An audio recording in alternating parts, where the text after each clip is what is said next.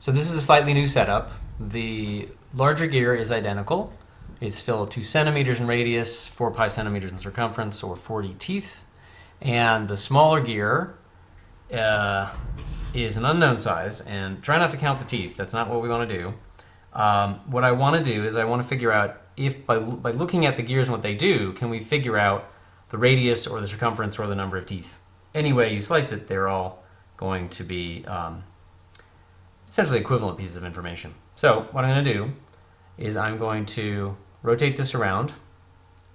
So again, let's take it back to neutral. You want to be watching the black indicator there that's going to tell you how many times the small gear has gone around. So I'm actually going to take the... I need to hold this on. Hold on to this. Okay, one more time. I'm going to take the big gear around twice.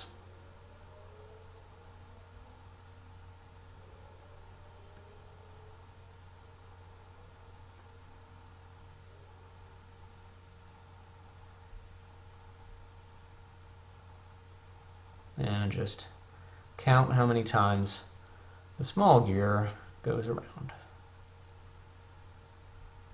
Okay, so I took the big gear around twice. You hopefully counted how many times the small gear went around, and we're going to try and figure out from that how many teeth or centimeters, any one of those measurements, that the small gear has.